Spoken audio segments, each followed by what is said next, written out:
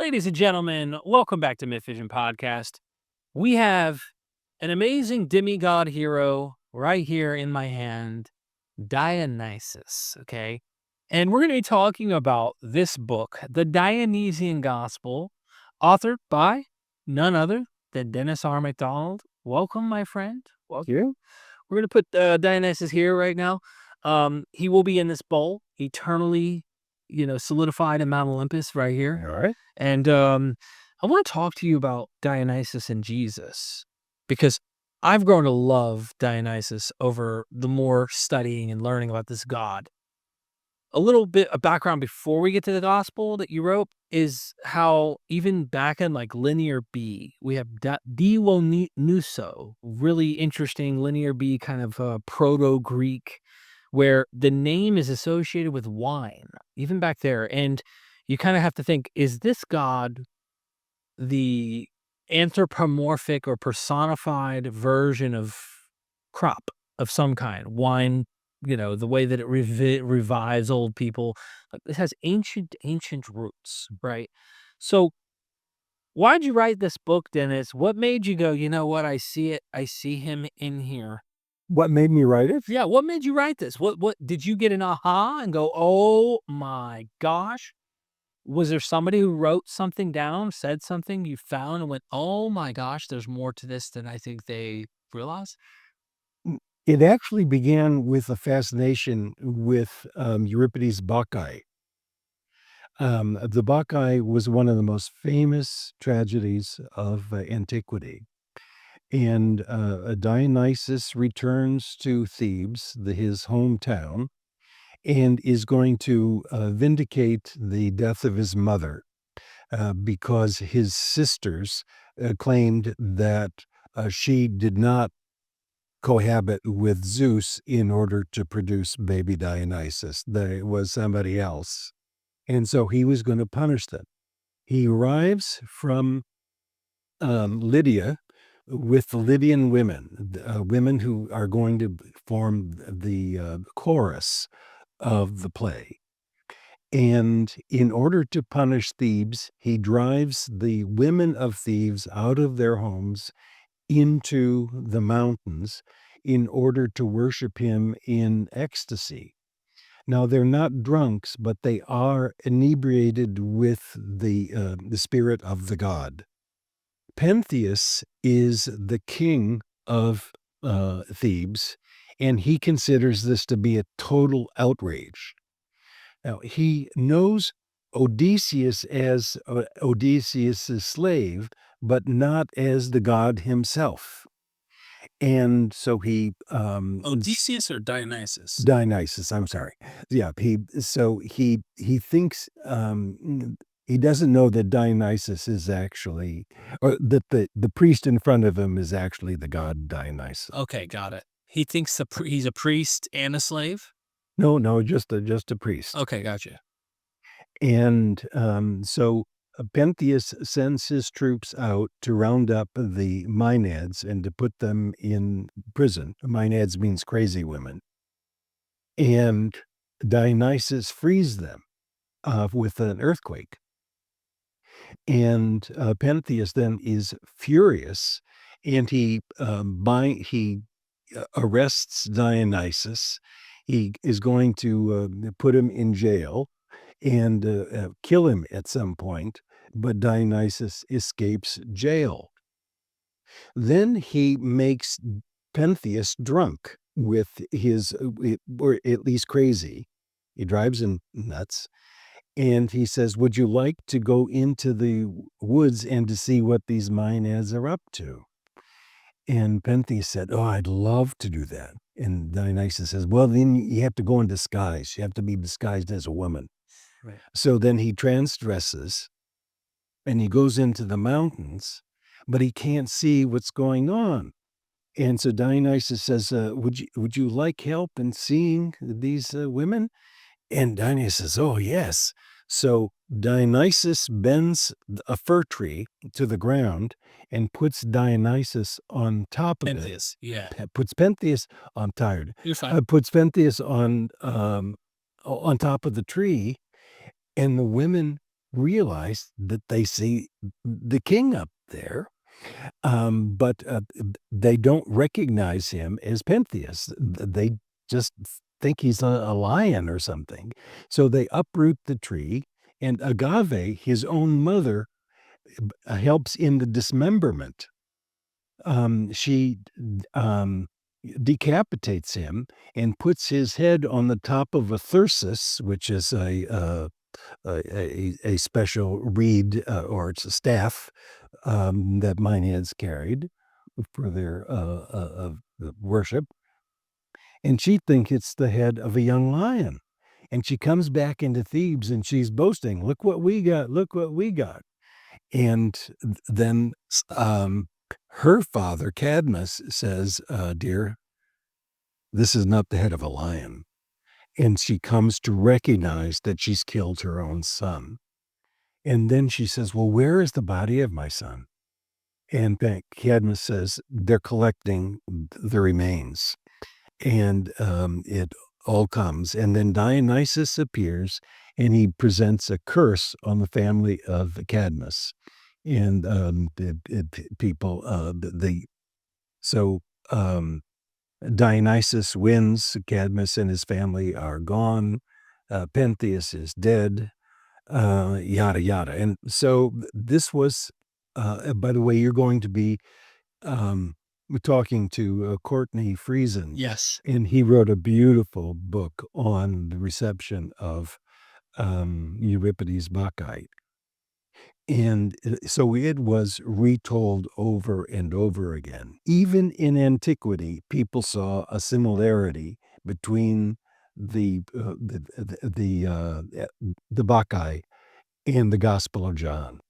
Nonus of Panopolis in the 5th century, we've talked about this earlier, wrote a poem that was about, it was a poem of the 4th Gospel.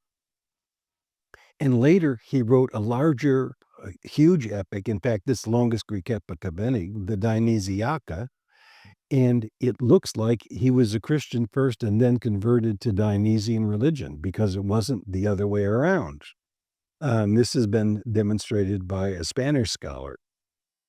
So here's some of the evidence for it. Why is it that in the 4th Gospel, Jesus' first miracle is changing water into wine for drunks at a wedding? Right. Instead of an exorcism at a synagogue, which is what you had.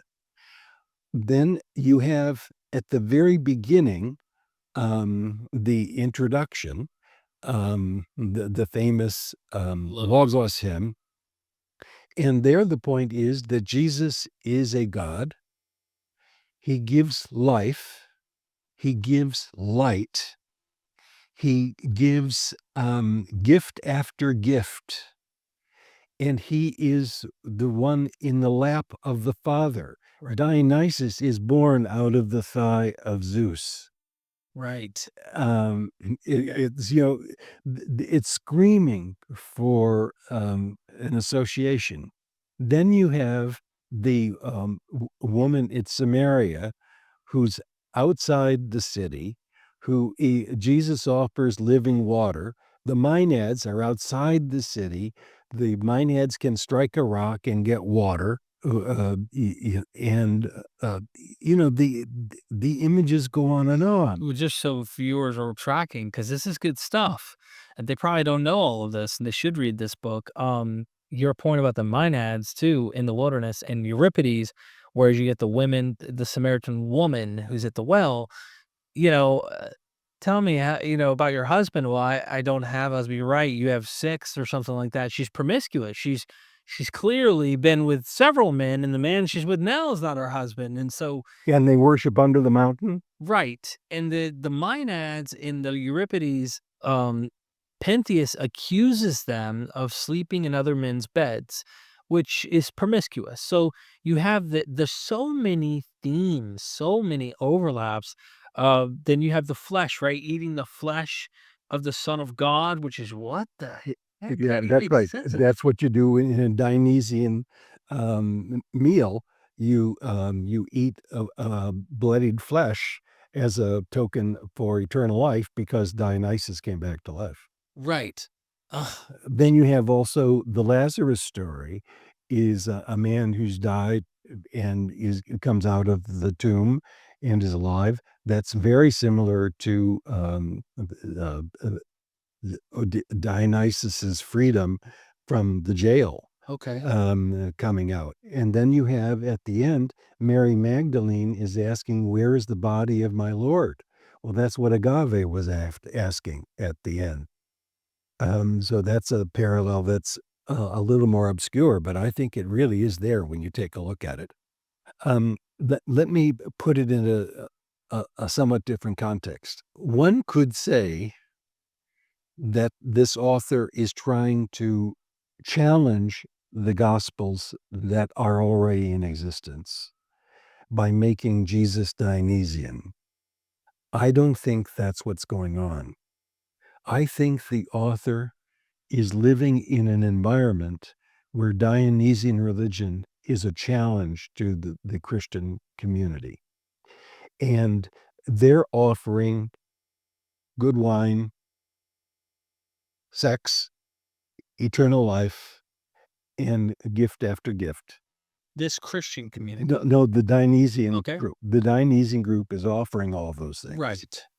And the Christian church is offering suffering, cross, poverty, hardship, and so on. And I think the author, who I think for some reason, I think he must have been young and, and vibrant. That's just a guess. But he's writing a supplement to the Gospels to make Jesus not just demanding obedience and discipleship and suffering and taking up your cross, Right. but he's offering gift after gift like Dionysus is. Gotcha. And I think that was one of the attractions for Nonus to create this story to make Jesus Dionysian, as giving gifts and to be a gift giver. And by the way, that's one of the reasons I think the Gospel of John was popular, Yeah. and because of this. The curious piece of Nonus is when Nonus writes the Dionysiaca, his Dionysus is not like Euripides. It's like Jesus. Right. He's actually much more compassionate. He's not killing Pentheus and so on. This again has been shown by this wonderful Spanish scholar. So I think that's what's going on. So my interest didn't start with the Gospel of John. It actually started with Euripides' Bakai and the elements and the similarities and by the way, Pentheus in the fourth gospel, it's the Pharisees and other Jewish authorities that play the role of Pentheus. Right. They're the ones who are giving Jesus a hard time, and they have to have that competition. Um, by the way, the crucifixion story in the Gospel of John is not tragic. Jesus says, "My task is finished." It's not there's no despair. Um, and he dies drinking wine and so on. So I came across another book that doesn't want to go as solid as you do. I remember, I can't remember his name, but he goes over this and talks about the Euripides tragedy theme and how there are tragedies that end on a positive note and they don't always end on a negative note. And this is one of them. The Gospel of John is fitting that tragedian motif. There's so many interesting elements. He did this like generic parallel list too that was really interesting in his book. And it's like a king, dressed in purple on oh, a that's right. hill. Yeah, I have that too. Yeah, there's so much that overlaps. So you do go over that in here? Yes, in fact, purple, of course, is um, the color for wine and Dionysus.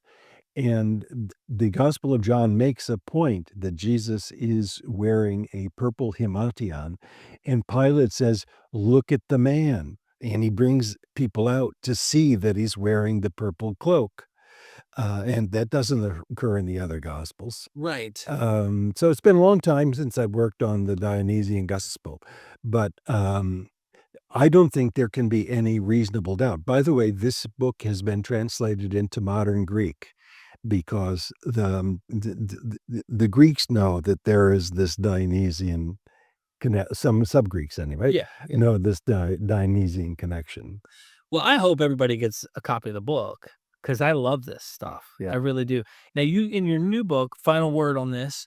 In your new book, do you have John communicate the Dionysian? I do. Yeah. Yeah. So they need to go and read this as well for sure. Yeah, let me show you how that works. Yep. I'm gonna look at the contents. At the very end, we have Luke's feud with the Dionysian imitator. Page 269. To page 269, and you can see that it's really quite a lengthy section. Oh, yeah. Where the Dionysian imitator and Luke compare notes. And in my view, the Dionysian imitator is saying, Luke, you don't understand me. I'm living in a context where Dionysian religion is flourishing, and I want to make Jesus to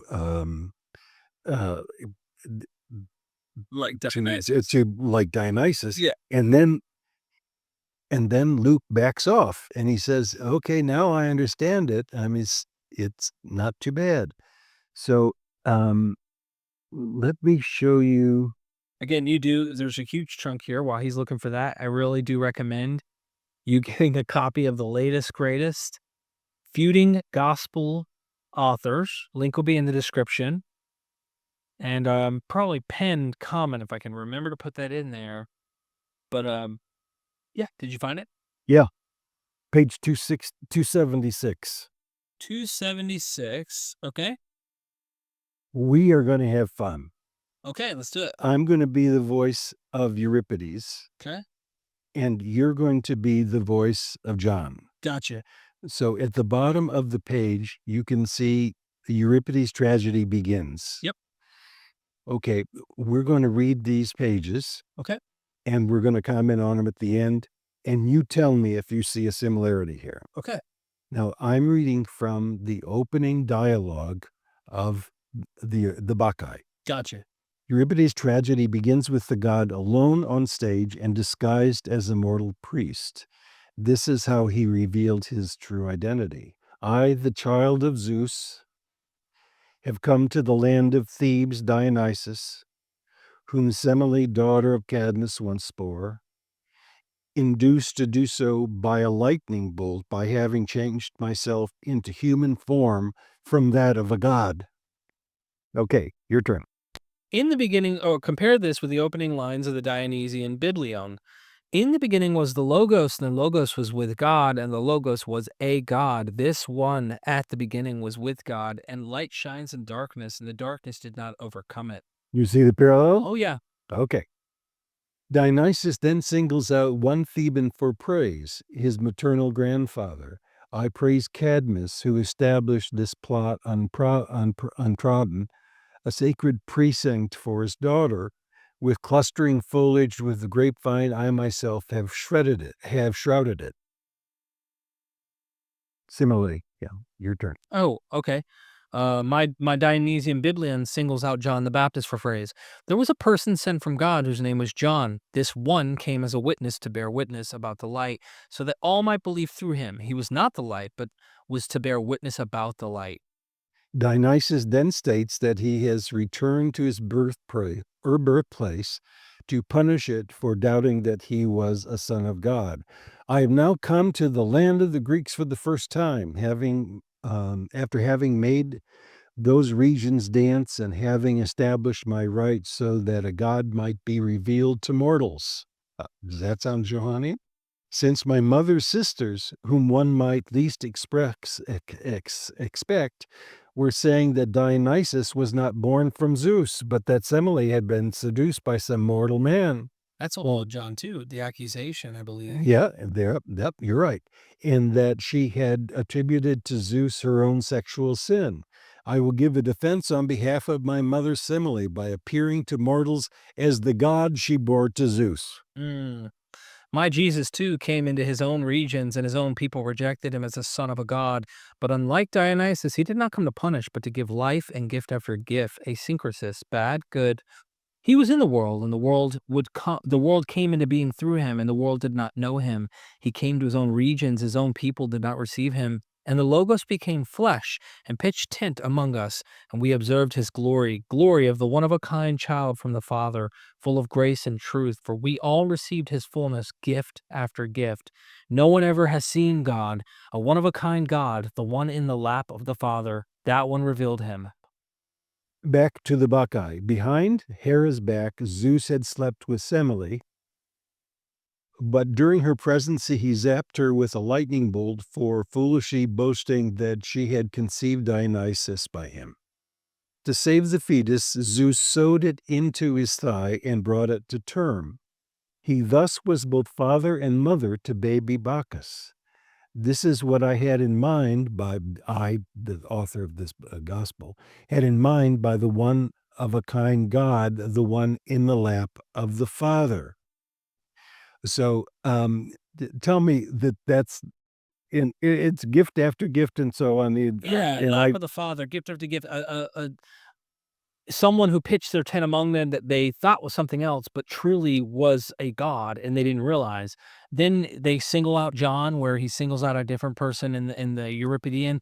Um, you know what all this does, Dennis? At the end of the day, not only clearly wants me to be able to come to your book or to look and see this, it makes me want to really, really understand Euripides, Bakai. It makes me really want to understand Homer. You made me fall in love with the humanities. You really made me go, man, I want to That's one of the great gifts of it. Yeah. Yeah. I just hope and encourage everyone viewing this, you'll help support the work of someone like Dennis by getting a copy of the book.